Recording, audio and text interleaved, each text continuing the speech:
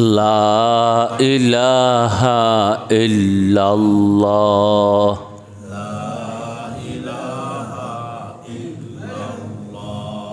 لا إله إلا الله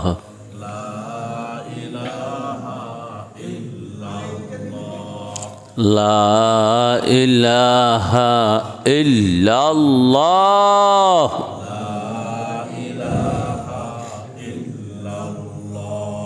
لا إله إلا الله لا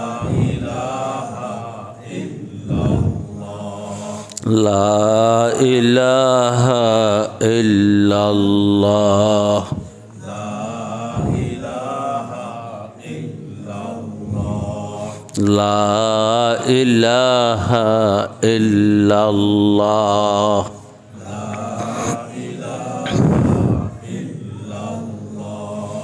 لا إله إلا الله لا إله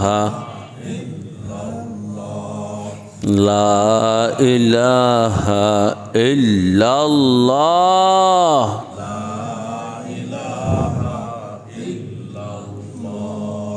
لا إله إلا الله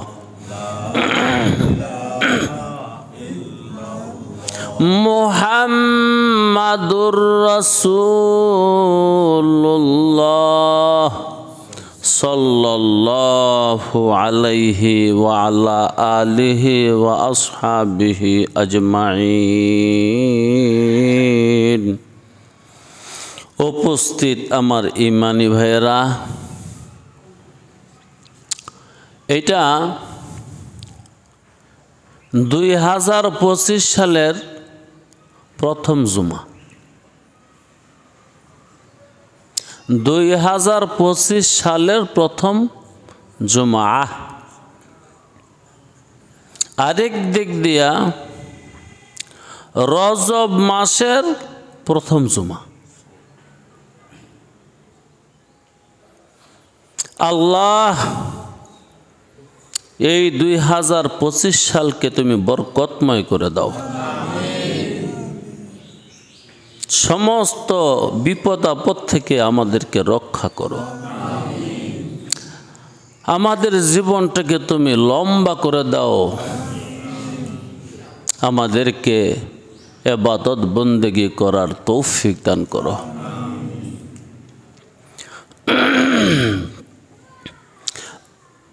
একদিকে 25 সালের প্রথম জুমা, আরেকদিকে রজব মাসের প্রথম জুমা। রজবে বার্তা দিচ্ছে রমজানুল মুবারকের। এই রজব সম্পর্কে মহানবী সাল্লাল্লাহু আলাইহি ওয়াসাল্লাম কথা বলছেন। আমি রসুলে খোদা সাল্লাল্লাহু আলাইহি ওয়াসাল্লামের একটা কথাকে আপনাদেরকে শোনাইবার নিয়ত করছি, শোনাই যদি আল্লাহ তৌফিক দেয়। ফাকাদ রুবিয়া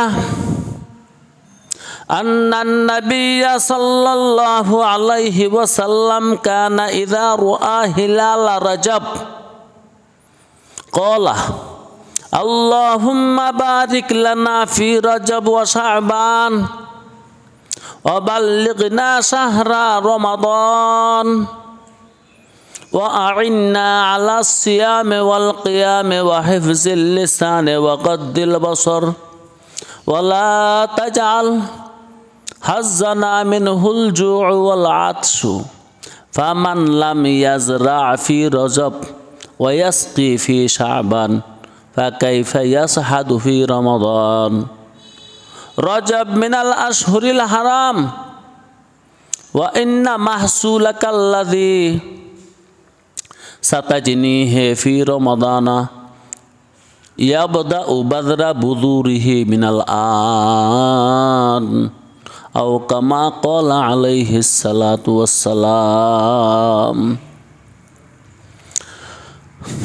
সবাই একবার আমার সাথে পড়েন, ছোট্ট করে পড়ে নেন, যেহেতু রসুল নিজে পড়ছেন আমরাও একবার পড়ে নেই। আল্লাহুম্মা বারিক লানা ফি রজব ওয়া শাবান ওয়া বাল্লিগনা শাহরা রমাদান ওয়া আ'ইন্না আলা সিয়ামি ওয়াল কিয়ামি ওয়া হিফজিল লিসানি ওয়া গাদ্দিল বসর ওয়া লা তাজআল হাজ্জানা মিনহু আল জাওআ ওয়াল আতশা আমিন ইয়া রব্বাল আলামিন। নবী মুহাম্মদ এই দোয়াটা পড়তেন রজবের চাঁদ দেখা গেলে। আজকে রজবের তিন জি। ইযা রাআ হিলালা রজব, রসুল যখন রজবের চাঁদ দেখতেন, হেলাল মানে চাঁদ, ক্বালা আল্লাহুম্মা বারিক লানা ফি রজব, হে আল্লাহ এই রজব মাসে আমাদের জন্য তুমি বরকত দাও। কি চাইছে? কি চাইছে? টাকা। ঘুমাই রয়েছেন? একটু একটা হাদিসে পড়ছি, একটু মন দিয়া শোনেন। হে আল্লাহ এই রজব মাসে বরকত দাও, বারিক লানা, বরকত দাও আমাদেরকে। না ব্যবসা দাও? মিয়া বরকত যদি থাকে সব আছে, বরকত যদি না থাকে সব থাকলেও কাজ হবে না। কি বলেন? আল্লাহু আকবার। এই সমস্ত আকীদা, এই সমস্ত বিশ্বাস মনের মধ্যে জায়গা দেওয়ার দরকার আছে। ওই যে কিছুক্ষণ আগে পড়ছি, নফি ইসবাতের জিকির করলাম কয়েকবার, লা ইলাহা ইল্লাল্লাহ রাখেন। ওই কালিমায়ে তৈয়বার তরজমা ওই 30 পারা কোরআন শরীফ। ওই কালিমায়ে তৈয়বার তরজমাই হলো জনাবে মুহাম্মদুর রাসূলুল্লাহ সাল্লাল্লাহু আলাইহি ওয়াসাল্লামের 23 বছরের জিন্দেগি, যেগুলোকে আমরা হাদিস বলি। আল্লাহু আকবার। এই যে একটা কথা, আল্লাহুম্মা বারিক লানা ফি রাজাবা ওয়া শাবানা, হে আল্লাহ রজব মাসে শাবান মাসে বরকত দিও।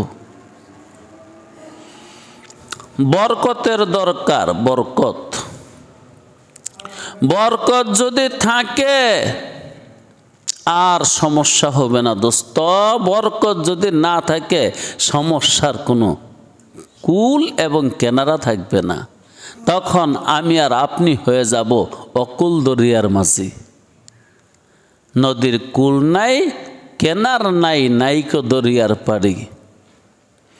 তখন দেখবেন এই ভব সংসারের কেনারা নাই, শান্তি নাই, সুখ নাই, আরাম নাই, কেবল আছে নাই নাই নাই। সুস্থ নাই, খাবার নাই, পোশাক নাই, মন ভালো নাই, দেশ ভালো নাই, দশ ভালো নাই, ঘর ভালো নাই, পরিবার পরিজন ভালো নাই নাই। বরকত না থাকলে কি থাকে? নাই। বরকত না থাকলে শুধু একটা শব্দই থাকে, নাই। হে আল্লাহ, তোমার হাবিব তোমার কাছে দোয়া করছে, রজব মাসে বরকত চাইছে, শাবান মাসে বরকত চাইছে, তুমিও আমাদেরকে বরকত দাও। ওয়াবাল্লিগনা শাহরা রমাদান, দোয়ার দ্বিতীয় অংশ। আল্লাহ মরণ দিও না, রমজান পর্যন্ত হায়াত দিও, আমাদেরকে পৌঁছায় দাও রমজান মাসে। এই রজব মাসে আমাদেরকে বাঁচায়া রাখো, শাবান মাসে আমাদেরকে বাঁচায়া রাখো, আমাদের হায়াত তুমি লম্বা করে আমাদেরকে রমজান পর্যন্ত পৌঁছায়া দাও। চাইলে একদিকে রাসূলুল্লাহ বরকত চাইলেন, আর একদিকে নবী মুহাম্মদ আল্লাহর কাছে কি চাইলেন? হায়াত চাইলেন, হায়াত। আল্লাহ আল্লাহ, বরকত কি? বরকত নিয়ে অনেক কথা আছে, একটা কথা শুনেন। বরকত হলো যেই জিনিস পাইলে বান্দা আল্লাহমুখী হয়ে যায়। বুঝলেন না? যে জিনিস পাইলে বান্দা কি মুখী হয়? আল্লাহমুখী হয়ে যায়। তার ইবাদত আগের থেকে বেড়ে যায়, বন্দেগী বেড়ে যায়, ঈমান আকীদা আগের চেয়ে মজবুত হয়ে যায়। বরকতের একটা তর্জমা। সব পাইলাম, ইমানের গতি যদি নিম্নমুখী হয় পাওয়ার কোনো দাম আছে? সব পাইলাম, কিন্তু আমার বিশ্বাসের গতি, ইমানের গতি নিম্নমুখী, আগের চেয়ে ইমানটা একটু দুর্বল হয়ে গেছে, আমলগুলো একটু কমে গেছে। বরকত রইছে না গেছে? আরে মিয়া, বিয়ে করছেন, বাড়ি হয়েছে, ব্যবসা ভালো হয়েছে, কিন্তু ইবাদত বন্দেগী আগের থেকে কমে গেছে। বরকত রইছে না গেছে? বরকত চলে গেছে। তাহলে আসুন আমরা আল্লাহ রাব্বুল আলামিনের দরবারে বরকত চাই এবং হায়াত চাই। দোস্তরে, হায়াত অনেক দামি জিনিস, এক খুব দামি জিনিস। আল্লাহ অনেক দামি জিনিস, অনেক দামি জিনিস। যদি হায়াতকে কাজে লাগাইতে পারে, হায়াতকে যদি কাজে লাগাইতে পারে, সঠিক কি আবার কাজে লাগাইতে পারে, যেই কাজ করলে সওয়াব হয় না, পাপ হয়, এটা তো কাজ না, এটা পাপ, অন্যায়, অপরাধ। যেটা করলে আল্লাহ খুশি হয় এটাই কাজ, আর বাকিগুলো শুধু অকর্ম অকর্ম অকর্ম, অধর্ম, জীবন নষ্ট। আল্লাহ, সময় কত দামি, জীবনের কি দাম আছে? ক্বালা রাসূলুল্লাহ সাল্লাল্লাহু আলাইহি ওয়াসাল্লাম, আলহামদুলিল্লাহ তামলাউল মিজান।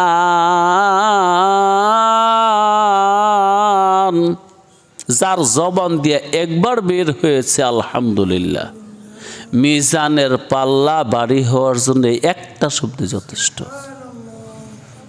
এটা কি মরে গেলে বলা যাবে? মরার পরে বললেই কি কোনো লাভ হবে? কোনো লাভ হবে না। হায়াত অনেক দামি জিনিস, দেখছেন কি দাম।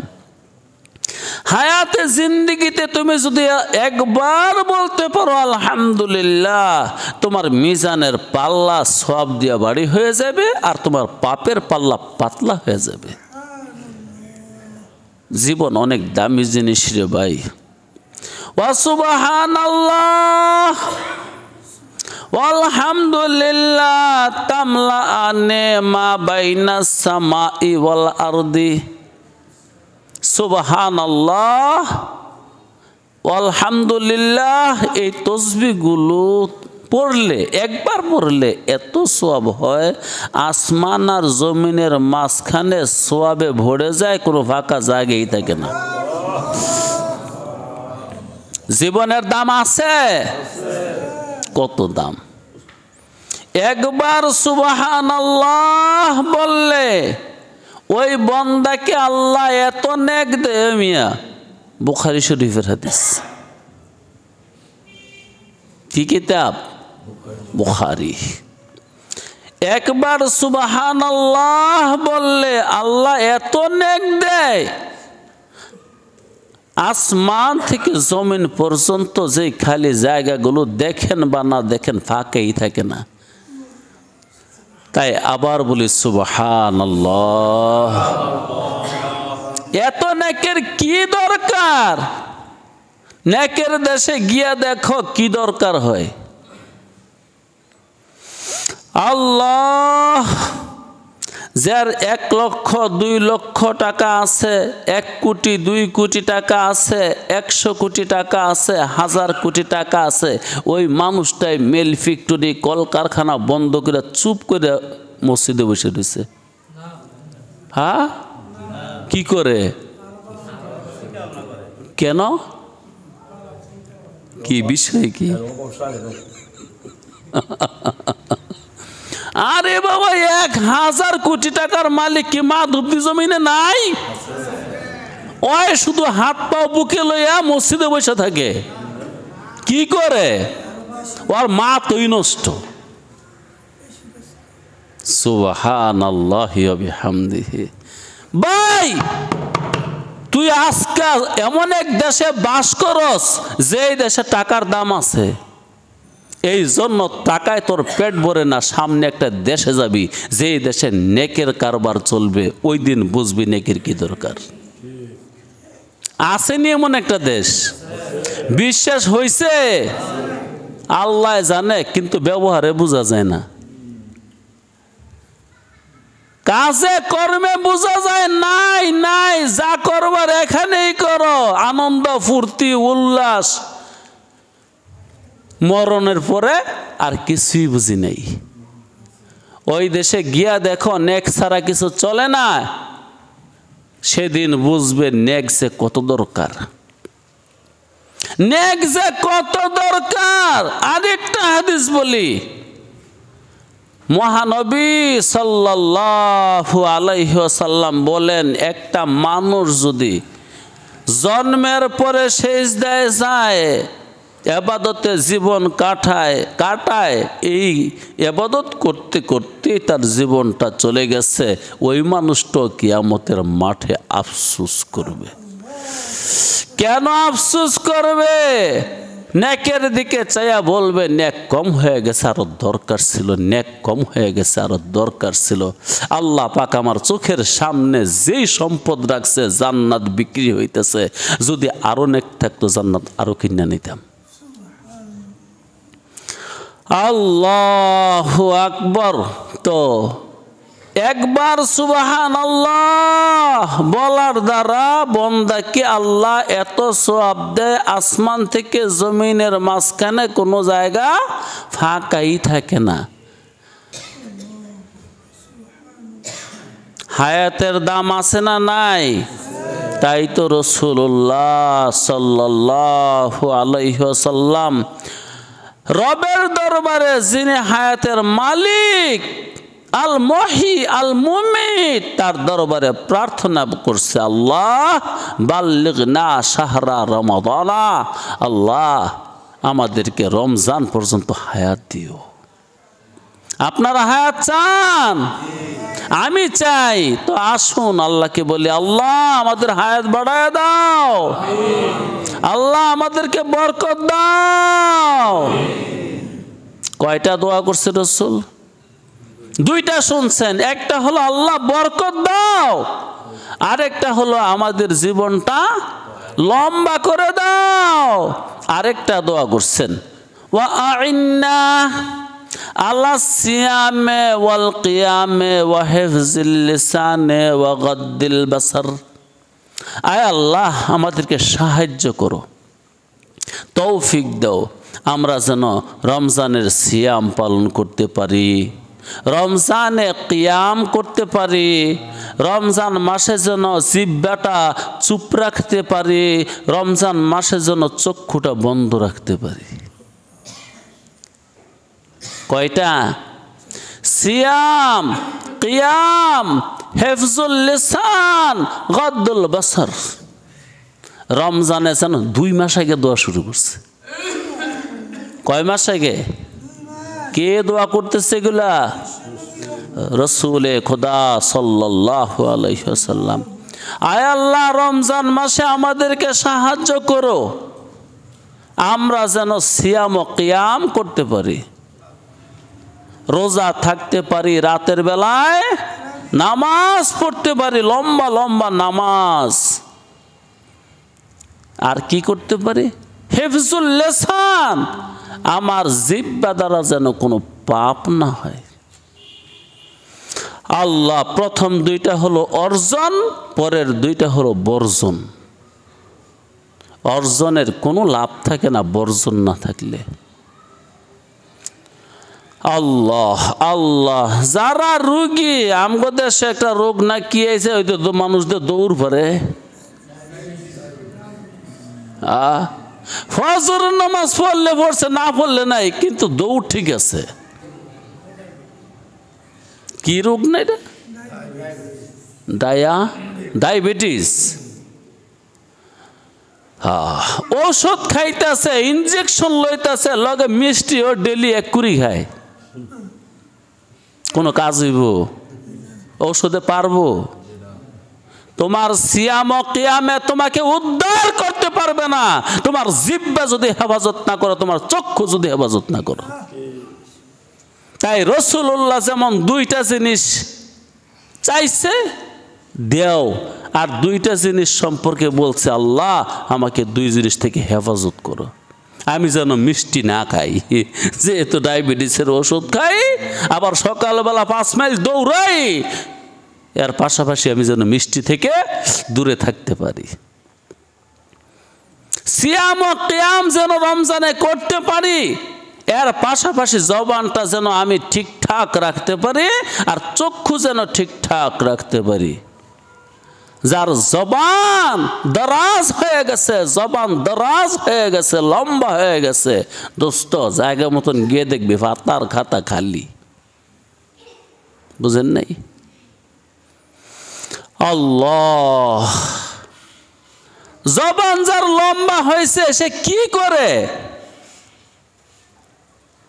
মাছ খায়, মাংস খায়, লগে আরো কিছু খায়, এটা হলো মানুষের বদনাম করে। মুসলমান ভাইয়ের কাঁচা মাংস ভক্ষণ করে। এইগুলি আমাদের কাজ, সারাটা দিন আর সারাটা রাত এগুলোই কাজ। কার কি হয়েছে, কেরে হয়েছে, কেন হয়েছে, হ্যাঁ এমন করে কে লেগা, ওই সিধা হইয়া সোজা হইয়া হাঁটে কেন, একটু বাঁকা হয়ে হাঁটতে পারে না, একটু বাঁকা হয়ে হাঁটে কেন, ওই সোজা হয়ে হাঁটতে পারে না। আরে বেটা তর্ক বললে চতনি, তুই কেরম?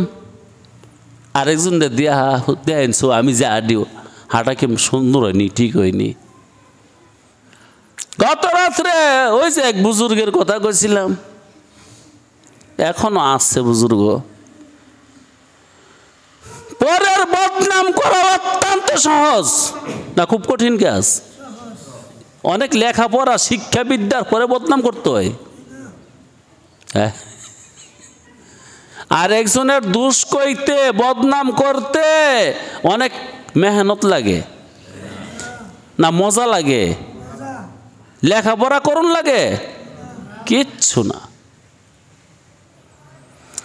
আল্লাহ, আসলে মানুষগুলো অসহায় যারা পরের বদনাম করে, সমাজের একবারে নিকৃষ্ট লোক। ওদের কাজ হলো পরের বদনাম। তো ভাই, পরের বদনাম ছাইড়া দিয়া তোমার বদনাম করো পারলে? নাই তোমার বদনাম কও না দিয়ে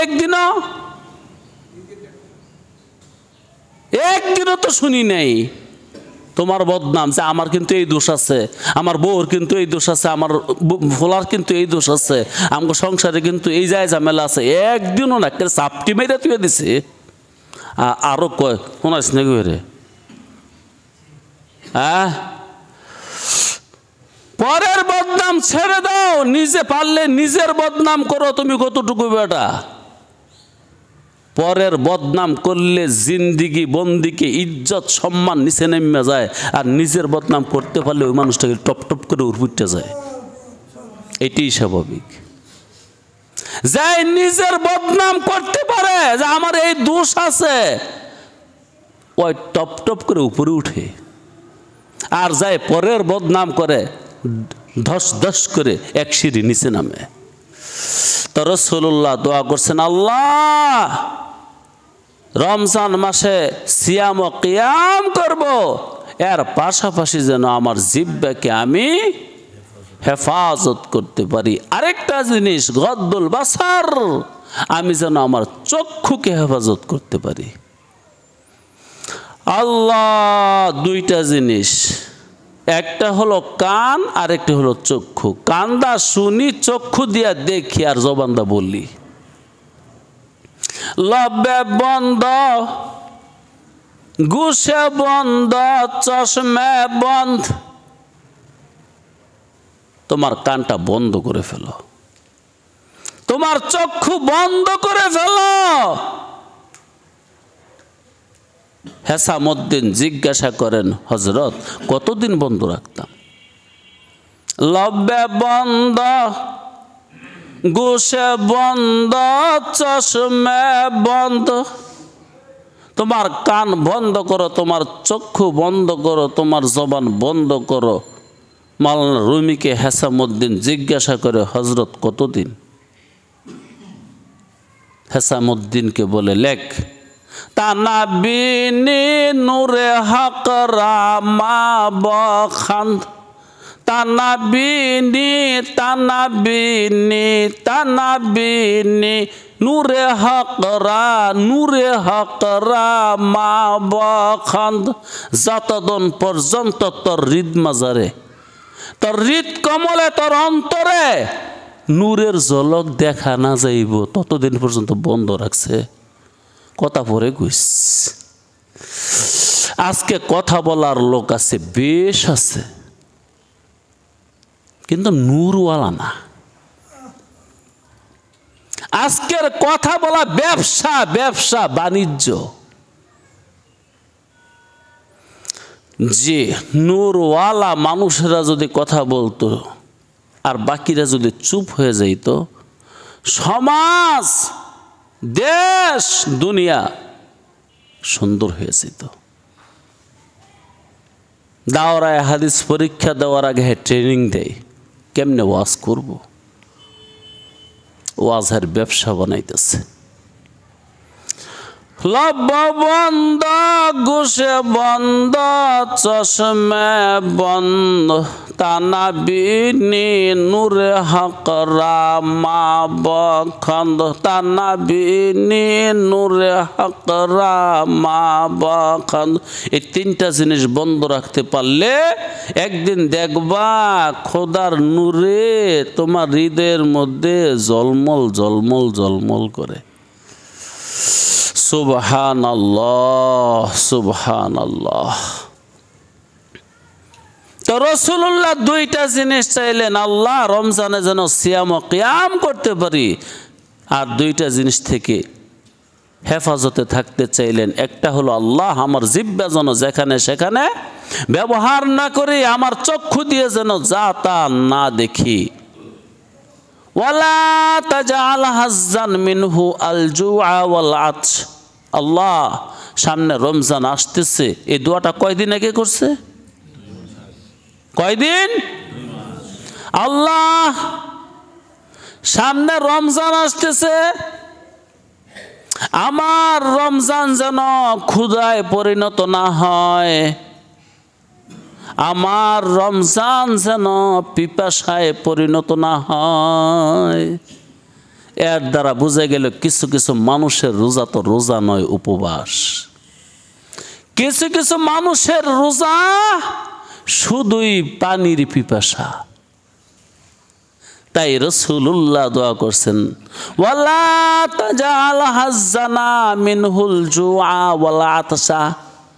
আয় আল্লাহ তুমি আমার রমজানের রোজাকে ক্ষুধায় পরিণত করো না, আমার রোজাকে তুমি পিপাসায় পরিণত করো না। কারণ পরের বদনাম করলে আর চক্ষু দিয়া যা তা দেখলে রোজা আর রোজা থাকে না, উপবাসে পরিণত হয়, তৃষ্ণায় পরিণত হয়, সওয়াব শূন্য হয়ে যায়। বাস রমজান আইলে আমগো কি আর হুশ থাকে নাকি? যেমন শুরু করি ব্যবসা, তেমন শুরু করি কেনাকাটা। 7 রমজানের ভোরের তেনে পুরুষরা ঘরে থাকবো দূরে থাক, মহিলারও তো ঘরে থাকে না। বাজারে বন্দরে গেলে চক্ষু হেফাজত হয়, কি বলেন? বাজারে বন্দরে গেলে চক্ষু হেফাজত হয় না? আল্লাহ ফামান লাম ইয়াজরা ফি রজব ওয়া ইয়াসকি ফি শাবান ফাকাইফা ইয়াহসাদু ফি রমজান। এবার উম্মতকে বলে, উম্মত রে, রমজানের বীজ রজব মাসে বপন করতে হয়। রমজানের বীজ কি মাসে বপন করে? বীজ লাগায় কি মাসে? এই যে রজবের আজকা 3 তারিখ। আল্লাহ, আর রজব মাসের পরে কি মাস? গাছের মধ্যে পানি দেওয়া লাগে না? রাসূলুল্লাহ বলে, উম্মত রে, রজব মাসে বীজ লাগা, শাবান মাসে সেই চারা গাছে পানি দে, রমজান মাসে ফসল কাটবি। লা ইলাহা লা ইলাহা ইল্লাল্লাহ, লা ইলাহা ইল্লাল্লাহ,